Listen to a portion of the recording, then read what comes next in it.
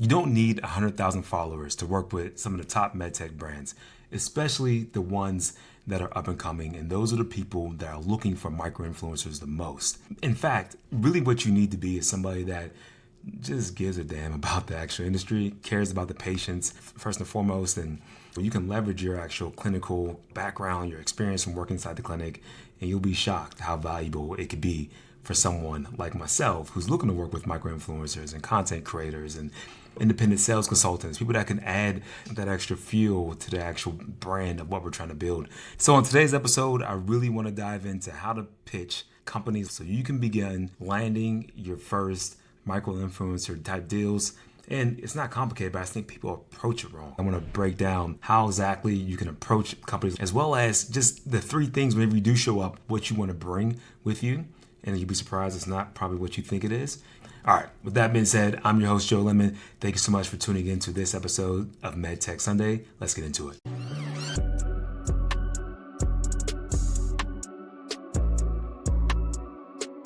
So I'm here in Washington, D.C. for the AVMA. It's a veterinary medicine conference, massive conference. And I got to say, D.C. is just one of my favorite cities. It's one of the unique cities in the U.S. So I like going places that just don't look the same, because most of the cities in the U.S., they got the same things happening. They got the same tourist traps, but DC has a tourist trap, but it's different. So I'm already a little biased about it. Plus, I got a chance to link up with some of my childhood friends, people that I've known since elementary school, and we were born and raised in the same neighborhood back in Staten Heights in Pittsburgh.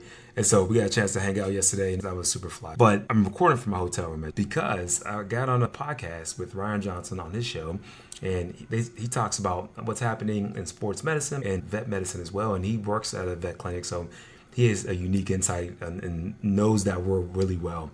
But I think it's dope that he talks about both industries, because that's the place I play.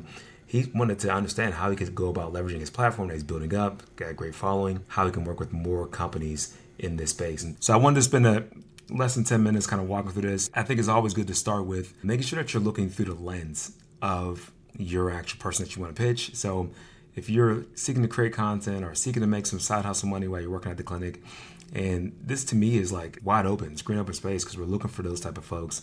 We might not have the budget to hire somebody full time, but we can work out some type of side hustle type income for you to go help us make content or give us introductions and so forth and so on. And it comes down to just not putting the focus on making the money, but put the focus towards trying to understand what I'm actually looking for. And a lot of times what I'm looking for is not to go viral. Yes, if going viral is great, it's dope. If it happens, that's even better. But what I'm really trying to do is connect with the small group of people that are actually interested in what we have to offer. So we carry a form of focused shockwave therapy, and in the vet world, there's only a small group of people that actually are like, man, I gotta have this type of shockwave therapy, or it's more the holistic type of practitioners, people that are looking for non-invasive type of ways to take care of the patients. And any type of vet rehabbers, of course, are going to be people that are drawn to this, the physical therapists, all the sports medicine docs that are looking for ways to help their patients recover post-surgery. So that's my little narrow group of the world. So I don't need to boil the ocean by trying to figure out how to go viral. I just need to be able to get in front of those right people. And if I can show up with somebody that's credible, that's even better. Because in this world, it's less about running the fancy ads. It's more about, is this product even worth looking at? And having the right people co-sign off on that, refer them to us or other products that make sense for them. That's what they're looking for. And so how do you get there? Well, for one, I'm looking for content that educates, but most importantly, engages. So it can be entertaining too. Like I'm good with that, because the goal is to really get someone to even become aware of who you are. And if you can just kind of get them to wake up to that you're doing something, and you can garner their attention, then I'm interested in partnering with you if you're talking to my ideal clients.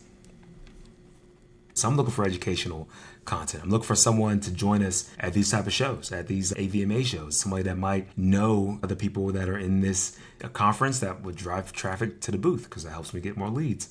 And even just somebody that's, creating day in the life things with my product. Like that's highly valuable, because we can put that in different situations to get in front of our actual audience. All those things I think are just really, really like focused ways that we're looking to work with people. And so that's what I'm looking for. Now, whoever you're pitching, you got to ask them what they're looking for. But I tell you, most medical device marketers are going to want things that are targeted, are going to want things that are educational, and want things that give a level of credibility boost. And so one of the things that Ryan's doing, I think is great. He's leveraging his podcast to get around other KOLs and people that are thought leaders in the space. That boosts his overall credibility. So doing more of those activities is an automatic win.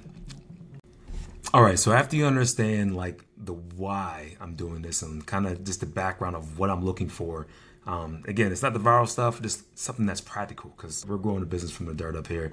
And we don't need like a lot of fancy fireworks to make things go. We just need the right activities. And so when you reach out, like normally reaching out over DMs, LinkedIn DMs is where you're going to catch me, but most DMs is where you can find marketing folks on LinkedIn. Emails, if you can get our emails, go for that as well. Don't know how to find, but start with a simple LinkedIn outreach or DM. And I like LinkedIn because I can go back and quickly see what you're up to. And this is why posting relevant content about the type of people you want to work with or attract makes a lot of sense. Because the first thing I'm going to do when someone reaches out is not respond. I'm going to look at your profile. And if your profile is empty, then I'm not going to probably pursue this conversation any further. But if you got relevant stuff, you're talking about the industry, you're talking about people, or talking with people I would like to talk to as well, you're automatically getting a response from me. Like, case in point, Ryan's talking to people I want to be connected with as well on this podcast. So it was nothing for me to go back and say, oh, let me go see what he's doing. And it made the conversation that much easier. The next part is not to go about trying to assume what I want in the email.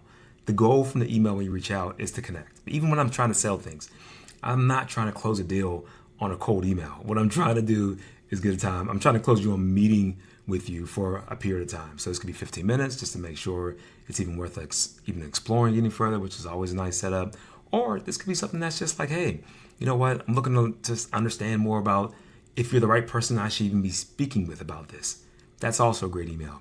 But less commitment up front is what you're looking to do out the gates. So if you know I'm the person that's going to be over or looking for the micro influencer, and my role is like for anything with content related, and I'm in the MedTech space, or if I'm the CMO of marketing, and if I'm the CMO or some marketing leader, then yeah, you can reach out and ask for my time.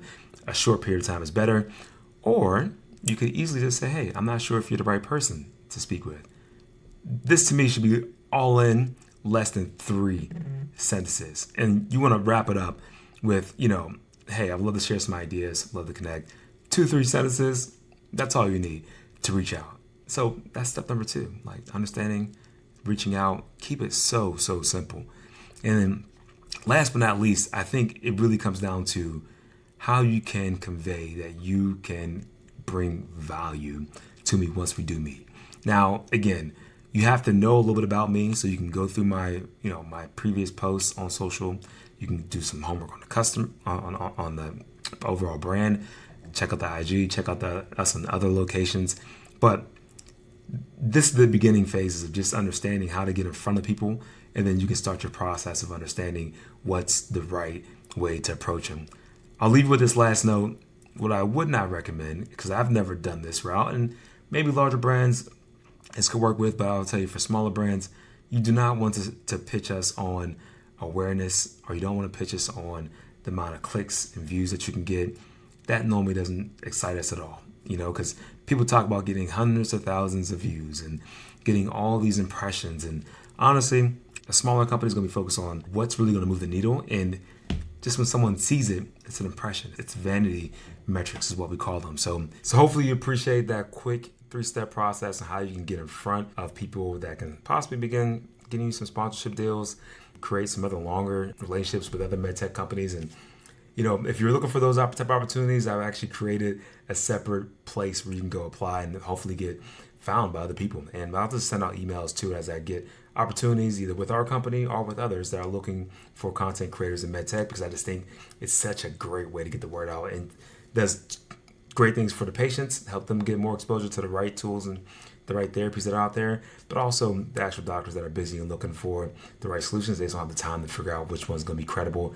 And this is where people like yourself come in play. So if you're interested in finding more of those opportunities, go over to MedTech Sundays with an S.com, hit apply as a creator, fill out the quick little 7-step questions, take less than a minute, and I'll keep you posted as I get opportunities that either come through my funnel or through other people's channels. With that being said, go to MedTech Sundays to get more information, and until next time, I'll see you guys back on the MedTech Sunday show. Later.